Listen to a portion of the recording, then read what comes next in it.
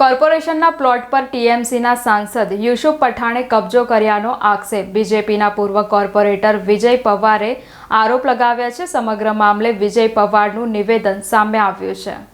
કોર્પોરેશનના પ્લોટ પર ટીએમસીના સાંસદ યુસુફ પઠાણે કબજો કર્યાનો આક્ષેપ છે। બીજેપીના પૂર્વ કોર્પોરેટર વિજય પવારે આરોપ લગાવ્યો। સમગ્ર મામલે વિજય પવારનું નિવેદન સામે આવ્યું છે। કોર્પોરેશને યુસુફને જમીન આપવા ઠરાવ કર્યો પણ રાજ્ય સરકારે નામંજૂર કર્યો હતો। નામંજૂર કર્યા બાદ પણ યુસુફે પ્લોટ પર દિવાલ અને તબેલો બાંધી દીધો છે। તાંદલજામાં તેના ઘરના બાજુના પ્લોટ પર દબાણ કરી દીધા હોવાનો આક્ષેપ કરાયો। યુસુફ પઠાણે 2012ના જમીન વેચાણે લેવાની માંગણી કરી હતી। પાલિકાની સામાન્ય સભામાં સર્વાનુમતે આ દરખાસ્ત મંજૂર પણ કરાઈ હતી। પ્રતિ ચોરસ મીટર 57,270 ના પ્રીમિયમથી 978 ચોરસ મીટર જમીન ફાળવવામાં આવી હતી। 2014માં શહેરી વિકાસ મંત્રાલય દ્વારા દરખાસ્ત નામંજૂર કરવામાં આવી હતી। ભાજપના પૂર્વ કાઉન્સિલર વિજય પવારે કોર્પોરેશનનો પ્લોટ પાછો લેવા માંગ કરી છે।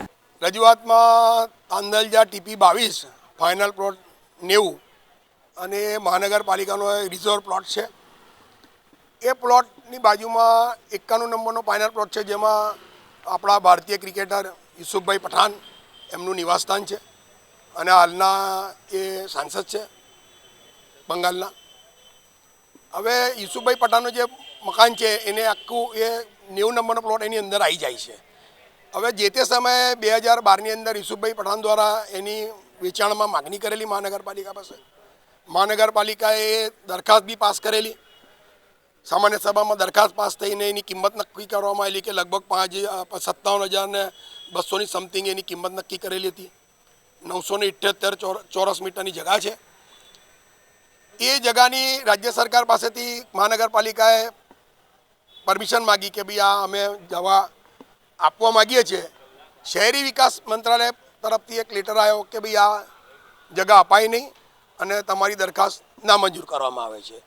ત્યારબાદ એ જમીન જે આપણો પ્લોટ છે ફાઇનલ પ્લોટ 90 નંબરનો, મહાનગરપાલિકાએ એ પ્લોટ પોતાના હસ્તક લઈ લેવો જોઈએ। એની પેરેફેરીમાં ફેન્સિંગ કરી લેવી જોઈએ, પણ જે તે સમયે ફેન્સિંગ થઈ નહીં।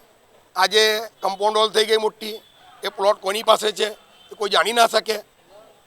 મારી સરકારને ને મહાનગરપાલિકાને એવી રજૂઆત લેખિતમાં કરેલી છે કમિશનરશ્રીને, સ્ટેન્ડિંગ કમિટી ચેરમેનને, કે આપણે સરકારી જમીન ઉપરના ગરીબોના ઝૂંપડા બી હટાવીને એમને બીજે ઠેકાને કે ત્યાં ઠેકાને મકાન આલીએ છીએ।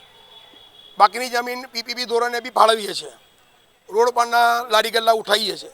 તો આ સરકારી જમીન આપણી પોતાની તે આપણે તાત્કાલિક અસરથી એ આપણા પોતાના તાબામાં લઈ લેવી જોઈએ, એ મારી એને રજૂઆત છે।